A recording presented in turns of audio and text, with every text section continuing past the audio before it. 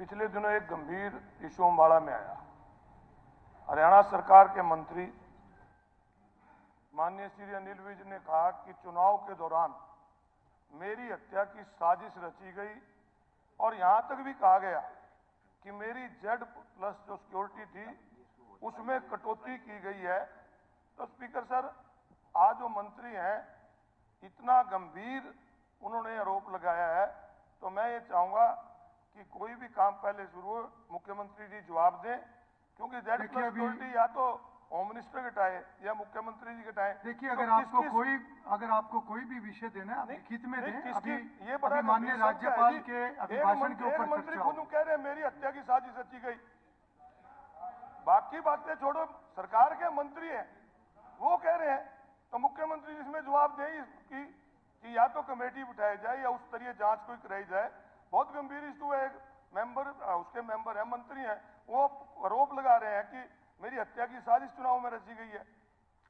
देखिए, अभी हम राज्यपाल महोदय के अभिभाषण पर चर्चा करेंगे। अगर आपको कोई विषय लिखित में देना है, अगर आपको कोई विषय देना है तो आप लिख कर दें। मुख्यमंत्री जी आश्वासन दे दें। ठीक है, आपने अपनी बात रख ली। अगर कोई विषय आप लिखित में देना चाहें तो उसको विचार किया जाएगा।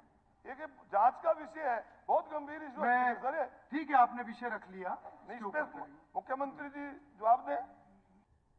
स्पीकर साहब, आपका धन्यवाद करता हूं कि आपने महामहिम के अभिभाषण पे बोलने का मौका दिया। स्पीकर साहब, जब भी कभी महामहिम का अभिभाषण होता है वो एक सरकार का आईना होता है। सरकार ये उसमें बताना चाहती है कि हम आगे क्या करने जा रहे हैं, परंतु इसके पढ़ने के बाद लगा कि सरकार केवल पिछली जो बातें हैं उनका जिक्र किया और आगे का नहीं किया। और पिछला जिक्र करते हुए भी ये भूल गए कि पिछले 10 साल में कितने ही घोटाले हुए, उनका जिक्र भी कर देते कि उनमें क्या बात हुई, क्या रिपोर्ट हुई। शराब घोटाला हुआ सोनीपत में, जांच बिठाई गई, आज तक उसकी जांच नहीं। इसमें जिक्र आना चाहिए था, दान घोटाले का आना चाहिए था, चावल घोटाले का आना चाहिए था, रजिस्ट्री घोटाले का आना चाहिए था। जब अपनी उपलब्धियां बता रहे थे तो कम से कम इसमें इसको भी जरूर दिखाना चाहिए था। और मुख्यमंत्री जी ने गवर्नर महामहिम के माध्यम से आभार व्यक्त किया कि जनता ने तीसरी बार बीजेपी की सरकार बनाई। और मुख्यमंत्री जी को इस अभिभाषण में सरकार को यह भी दिखाना चाहिए था कि मुख्यमंत्री जी गिनती से 2 दिन पहले कह रहे थे कि सारे इंतजाम हो गए हैं, सारे अच्छे प्रबंध कर दिए गए हैं। तो मुख्यमंत्री जी उनका भी जिक्र कर दो, कौन से प्रबंध थे हो, उनका भी धन्यवाद कर देंगे, आप भी कर दियो। तो ये चुनाव से गिनती से पहले ये मुख्यमंत्री का ध्यान आना कि सारे प्रबंध कर दिए गए, तो निश्चित रूप से ये दर्शाता है कि जो प्रजातंत्र के अंदर जनता का फैसला था उसको चुराया गया। और इस चुराने में ईवीएम का भी इस्तेमाल होया, उसका भी धन्यवाद करना चाहिए था, जो इसमें नहीं है। मुख्यमंत्री जी जब इसका जवाब देंगे, मुख्यमंत्री ने जवाब देना दे देंगे। ठीक है, आप बैठिए। मुख्यमंत्री जब जवाब देंगे दे देंगे। पूरी ट्रांसपेरेंसी है, उस पर क्यों बोल गए? जो सदमे से बाहर निकलो। अध्यक्ष महोदय, ये कितनी गप्पे हारते रहे, हमको ही नहीं बोले, तो अब ये बोलने क्यों? तो आप किसी ने एतराज किया? विज साहब क्या कह रहे थे, वो पंडित जी क्या कह रहे थे, फिर वहीं बैठ गए। चलिए, तो ये कोई बात है? तो अब ये बीच में सभी सदस्य अपनी बात वो विधायकगण है, जवाब देने का मौका मिलेगा। शांति से सुनो, जवाब देंगे मुख्यमंत्री जी। हमने आपकी सुनी है, यहाँ सुनो।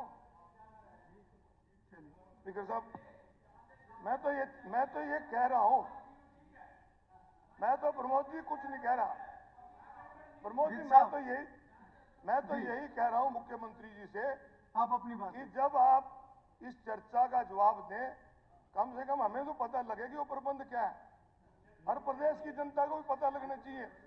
तो मेरा यही है। और इसका दूसरा, स्पीकर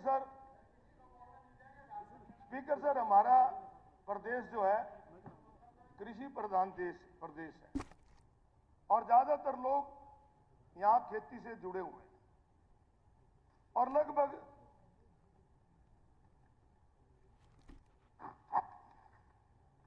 यहाँ पर जो गेहूं की फसल है 62 लाख हेक्टेयर में होती है।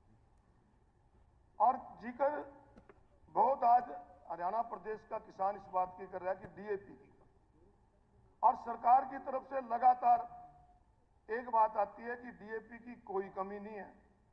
और हमारे कृषि मंत्री जी मेरे मित्र हैं, बहुत लंबे समय तक हम इकट्ठे रहे और मुझे पता है कि बहुत अच्छी खेती भी करते हैं, इन्होंने खुद खेती की है।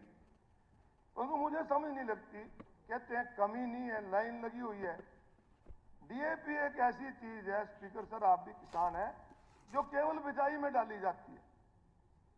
जब खेत में बीज डालते हैं डीएपी डालते हैं, और जब बिजाई के समय डीएपी नहीं मिलेगी, आज लाइनों में लग रहे हैं। एक उकुलाना हल्के के किसान ने आत्महत्या कर ली। कितनी दुख की बात है कि लाइन उसको समय पे डीएपी नहीं मिलती। तो इस प्रकार डीएपी की जो आपके पास आंकड़े हैं सरकार के पास कि डीएपी की कितनी खपत है, कितनी हमें मिलनी चाहिए। और एक कृषि वैज्ञानिक हुए हैं भारत सरकार के डॉक्टर लाठर, उन्होंने कहा कि हर साल 10% डीएपी की डिमांड बढ़ रही है, क्योंकि डीएपी डालने से फसल ज्यादा होती है। तो इसलिए सरकार को पहले इसका इंतजाम करना चाहिए था, जो सरकार इसको नहीं कर पाई। और एक और बड़ा इशू है पराली जलाने का। मुझे लगता है कि सुप्रीम कोर्ट के लोग जो जज हैं हमारे माननीय, वो सरकार पे डांट मारते हैं, सरकार अपना गुस्सा किसानों पे काट देती है। अब मुझे एक बताओ कि एक ऑफेंस करने पे सजा एक ही बार मिलती होगी, परंतु पराली जलाने के मामले में एक ऑफेंस में जुर्माना भी किसान पे लगा देते हैं, उसके ऊपर एफआईआर भी कर देते हैं और कह देते हैं 2 साल के लिए पोर्टल पे भी आपका नाम नहीं आएगा। एक ऑफेंस की 3-3 सजा हरियाणा प्रदेश की सरकार किसान को दे रही है। ये किस प्रकार की सरकार? स्पीकर सर, इस चीज को गौर करना चाहिए। और ये जो पराली का पोल्यूशन है, जो पोल्यूशन है स्पीकर साहब, खाली हवा से नहीं होता, हवा के साथ पानी का भी होता है, आवाज का भी होता है। इन सारी चीजों पे ध्यान देना चाहिए। आज प्रदूषित पानी है, नालों में पानी है, और पानी है। तो इस प्रकार और रही स्पीकर सर, पराली किसान मजबूरी में जलाता है, पराली कोई शौक से नहीं जलाता। पराली क्योंकि बिजाई करनी होती है, किसान के पास इतने साधन नहीं है। अब अगर सरकार ये जो 1000 रुपये एकड़ देते हैं किसान को कि आप पराली मत जलाओ, 1000 रुपये एकड़ देंगे, मेरा सुझाव है सरकार को कि आपके पास हरियाणा एग्रो इंडस्ट्री है। एक समय ऐसा था जब किसान के पास ट्रैक्टर नहीं होता था, जब किसान के पास मशीनें की कमी थी, पैसे की कमी थी, तो हरियाणा एग्रो जो कॉर्पोरेशन है हमारी, वो किराए पे मशीनें देती थी, ट्रैक्टर देती थी, ताकि किसान को दिक्कत ना हो। आज आपके पास हरियाणा एग्रो, मैं मानता हूं शायद कोई लंबा चौड़ा प्रोक्योरमेंट के अलावा काम भी नहीं है, तो आप उनको ये काम सौंपो। मशीन आज 2-2 एकड़ का किसान रह गया, कहां से मशीन लेगा? मशीनें महंगी हैं। तो इसका अगर सरकार मशीनरी को उपलब्ध कराएगी, मैं कहता हूं उनका 1000 एकड़ देते हो बंद कर दो, परंतु उनको मशीन उपलब्ध कराओगे तो ये पराली जलाने का काम बंद हो। तीसरा, किसान का बहुत जिक्र किया कि हमने 24 चीजों पे एमएसपी दे दी। स्पीकर सर, मुख्यमंत्री जी भी, आप भी और हम भी जहां भी रहते हैं, ये सारा धान का इलाका है। और इस बार स्पीकर सर, धान के किसान को जितना नमी के नाम पे कटौती लगी है ना, मैं मानता हूं इतनी कभी भी नहीं लगी। और इस बार जितना सूखा धान आया, इससे पहले कभी भी नहीं आया। हमारे कुरुक्षेत्र जिले के अंदर सारी मंडियों का अगर जिक्र करेंगे तो कम से कम 50 करोड़ रुपए किसान की जेब से दस्ती गया। ये बात कृषि मंत्री जी भी अपने इलाके में जाके पता कर लें, मुख्यमंत्री जी कर लें, आप कर लें कि पर्चा कटता है 2320 रुपए में बिक गई। 2320 में किसान ने जीरी बेची सरकारी एजेंसियों को, परंतु सरकारी एजेंसियां जो जीरी लेती हैं वो सेलर वाले उठाते हैं और नीचे लिख देते आते हैं कि 100 क्विंटल के 20,000 रुपए किसान नगद ले गया। और नगद कहां गए, इस बात की सीएम साहब जांच होनी चाहिए। ये बहुत बड़ा एक घोटाला किसान के साथ हो रहा है। एमएसपी के नाम पे आपसे पूरे पैसे लिए जाते हैं और किसान को मिलता नहीं। इसमें कौन लोग शामिल हैं, उनके खिलाफ आप कार्रवाई कीजिए। एक बहुत बड़ा इशू है स्पीकर साहब, किसान के हमारा प्रदेश ही खेती से चलता है और उसमें अगर हमारे साथ ही लूट होगी तो बहुत है। अभी यहां पर कहा गया सबका साथ सबका विकास नारा दिया गया और जो आंकड़े सरकार की तरफ से दिए गए स्पीकर सर वो कुछ और दिखाते हैं। आज हरियाणा प्रदेश की जो आबादी है उसमें 70% आबादी आज हमारी बीपीएल से नीचे चली गई। एक तरफ हम कहते हैं प्रति व्यक्ति आय हमारी बढ़ रही है, प्रति व्यक्ति आय बढ़ रही है तो 70% से नीचे क्या है चली गई। ये स्पीकर साहब वही बात है कि एक एवरेज निकाल ली जाती है।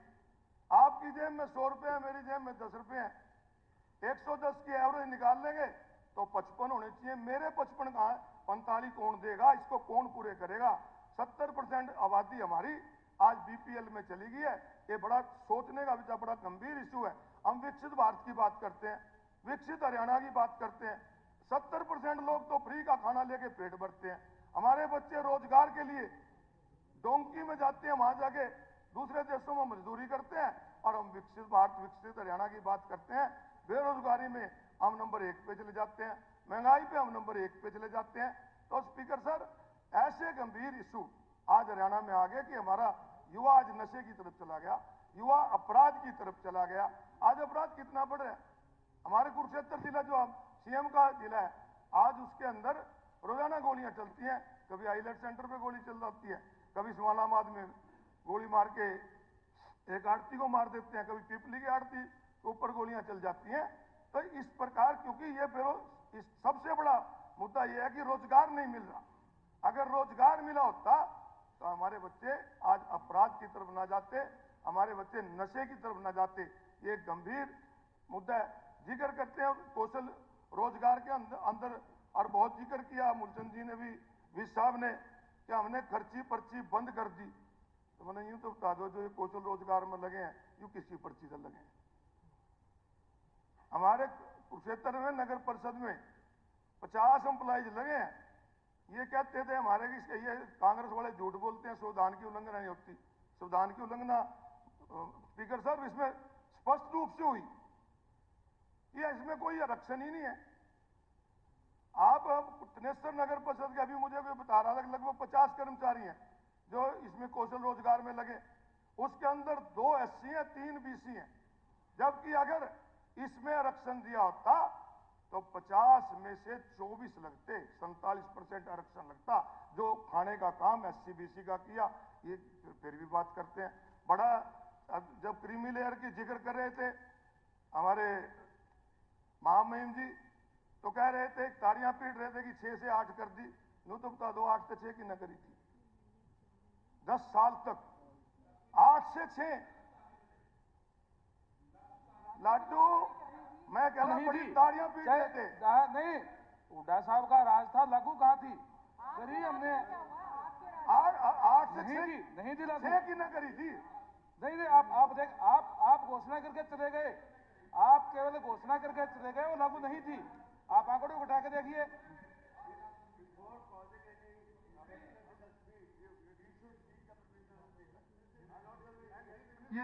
ये तो सभी को फॉलो करना चाहिए, ये सभी को फॉलो करना चाहिए। अशोक अरोड़ा जी, आप अपना जारी रखिए। अगर कंक्लूड हो गया तो ठीक है, नहीं तो जल्दी नहीं, अभी तो मैं रह रहे। ठीक है, आप करिए फिर। कर दो। चलिए अरोड़ा जी। स्पीकर साहब, एक और बहुत गंभीर इशू है हरियाणा के अंदर। आज सब लोगों को हमें सोचना चाहिए कि आज डेंगू का बहुत प्रकोप है। हर जगह डेंगू के केस बढ़ रहे हैं और इसके बचाव के लिए अगर सरकार पहले से फॉगिंग कराई होती, सफाई की व्यवस्था ठीक की होती, तो ये आज इतना डेंगू नहीं फैलता। और मुझे हैरानी होती है कि डेंगू को रोकने की बजाय, डेंगू के उपाय करने की बजाय जो हेल्थ डिपार्टमेंट के अधिकारी या कर्मचारी हैं वो आंकड़े छुपा रहे हैं। आंकड़े छुपाने से नहीं होगा। अब हमारे परसों में स्टेटमेंट पढ़ रहा था कि 230 पेशेंट कुरुक्षेत्र में डेंगू के पाए गए, जबकि कोई हॉस्पिटल ऐसा नहीं जिसमें 200 तक कम हो। एक हॉस्पिटल भरे पड़े हैं और लोग कईयों की जान भी जा चुकी है। तो इस गंभीर पे सरकार को गंभीर होना चाहिए, इसके ऊपर आना चाहिए। और एक और स्पीकर सर, एजुकेशन के ऊपर अभी मैं पढ़ रहा था कि 53% जो प्राइमरी के बच्चे हैं वो प्राइवेट स्कूलों में जा रहे हैं, 70% बीपीएल में आ रहे हैं और 53% बच्चे सरकारी स्कूलों को छोड़ रहे हैं। तो इसका मतलब है सरकारी स्कूलों की व्यवस्था ठीक नहीं है, सरकारी स्कूलों में मास्टरों की कमी है। और सरकार, मुझे लगता है, सरकारी स्कूलों को बंद करने की बजाय प्राइवेट को बढ़ावा दे रही है, जो कि एक बहुत गंभीर है। अगर सरकारी स्कूल बंद हो जाएंगे तो जो प्राइवेट स्कूलों की मनमानी है स्पीकर साहब और बहुत बढ़ेगी। इस पे सोचना जरूरी है। स्पीकर सर, अभी जिक्र आ रहा था ग्रुप सी और डी के कर्मचारियों का कि हमने इतने लगाए हैं। अभी कुछ दिन पहले मुझे डी ग्रुप के कर्मचारी मिले कि जिनको चुनाव से पहले अगस्त में ज्वाइन करा दिया, उनको कोई महकमा नहीं दिया, कमिश्नर ऑफिस में उनकी ज्वाइनिंग होगी और अब 3 महीने हो गए उनकी सैलरी नहीं मिल रही। सिर्फ चुनाव में फायदा उठाने के लिए इस प्रकार के काम किए जाते हैं। अगर आपने उनको ज्वाइनिंग करानी थी, कहीं महकमे कराते, उनकी सैलरी देते, आज उनको कोई सैलरी नहीं मिल रही। गीता जयंती महोत्सव बहुत अच्छी बात है। कुरुक्षेत्र की पवित्र भूमि पे जहां भगवान कृष्ण ने स्वयं गीता का उपदेश दिया था, गीता जयंती मनाई जाती है। और स्पीकर सर, कोई आज से नहीं, ये गीता जयंती सबसे पहले हमारे वहां गीता धाम में स्वामी गणेशानंद जी होते थे। उन्होंने एक धार्मिक आयोजन यहां पर शुरू किया था गीता जयंती का। और जिसकी सरकार रही, कांग्रेस की रही, लोकदल की रही, बीजेपी की, सबने इसको अच्छे ढंग से मनाया और अब भी अच्छे ढंग से मनाया जा रहा है। परंतु मैं एक बात कहना चाहता हूं मुख्यमंत्री जी, गीता जयंती को धार्मिक आयोजन रखो, गीता जयंती को कमर्शलाइज मत करो। गीता जयंती के ऊपर, हमारे ब्रह्म सरोवर के ऊपर, जो एक पवित्र ब्रह्म सरोवर है, वहां पर कमर्शियल स्टॉल लग जाते हैं और खाने के स्टॉल लग जाते हैं। तो मैंने बात की केडीपी वालों से, मैंने कहा खाने के स्टॉल तो बंद कर दो। कहता है हमें 50 लाख रुपए आते हैं। मैं कहा मैं विधानसभा से स्पीकर साहब से मांग कर लूंगा, मुख्यमंत्री से मांग कर लूंगा, तुम्हें 50 लाख दे देंगे। कम से कम इसकी पवित्रता तो ना भंग करो। वहां पर वहीं लोग खाते हैं और वहीं पे वो कबाड़ घेर देते हैं, तो सरोवर के अंदर चला जाता है। इसी प्रकार स्नेह सरोवर है, स्नेह सरोवर की पवित्रता के बारे में जब एमपी साहब थे मुख्यमंत्री आज के, इनको भी मैंने उस समय कहा था कि सोच का सीधा पानी वहां जा रहा है और हमने वहां पर केडीपी के सामने धरना दिया था, आज तक कुछ नहीं हुआ। तो धार्मिक आयोजन को धार्मिक दृष्टि से करना चाहिए। कितने लोग आएंगे, कितने नहीं आएंगे, उसके बारे में अच्छी बात है जितने ज्यादा लोग आए, परंतु उसको कमर्शलाइज मत करें। ये मेरा आपको एक सुझाव है। और स्पीकर सर, एक बात और कहना चाहूंगा। आज यहां पर कहा गया कि 5 लाख आवासीय योजना शुरू करने जा रहे हैं। एक बात कहना चाहूंगा स्पीकर सर कि आज शहरों के अंदर गरीब आदमी का मकान बनाना बहुत मुश्किल हो गया। मकान बहुत महंगे हो गए, प्लाट। आपकी सरकार ने दीनदयाल उपाध्याय योजना शुरू की। दीनदयाल उपाध्याय योजना शुरू तो कर दी, 5 एकड़ पे भी आपने लाइसेंस दे दिया, परंतु उस पर कोई कैप नहीं लगाई। किसान की जमीन 3 करोड़ रुपए एकड़ से लेके 30,000 रुपए गज पे बेचनी शुरू कर दी। तो मेरा एक सुझाव है इसके अंदर कि पहले हुड्डा के सेक्टर कटा करते थे स्पीकर साहब, हुड्डा के सेक्टर कटते थे, उनके ड्रा निकलते थे, और जो इकोनॉमिकल वीकर सेक्शन के लोग थे उसमें उनको प्राथमिकता दी जाती थी, उनका एक कोटा फिक्स होता था। तो मेरी एक बात है कि गरीब आदमी भी शहर में अपना मकान बना सके, उसको भी ठीक रेट पे हुए दोबारा से हुड्डा के सेक्टर निकाले जाए, ड्रा निकाले जाए, नो प्रॉफिट नो लॉस पे सरकार काम करते हुए ये करे। पहले जो हुड्डा सेक्टर कटे थे उनको नगर परिषद में सफाई का ठेका दे दिया, अब हुड्डा के पास तो कुछ रहा ही नहीं, तो सफाई कौन कराओगे? नगर परिषद की अपनी नहीं सफाई होती। हुड्डा के सेक्टर भी आज ऐसे बन गए जैसे गांव में होते हैं, वहां भी सफाई की व्यवस्था नहीं है। आवारा पशुओं का एक बहुत बड़ा मुद्दा है।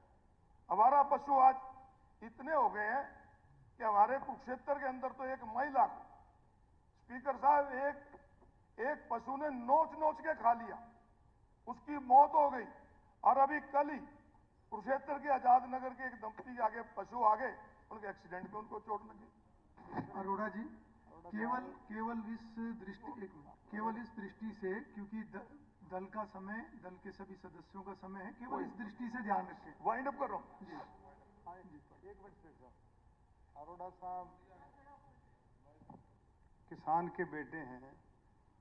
आवारा पशु कभी आवारा होता है? पशु बेसहारा है, और कितना हमारी गौ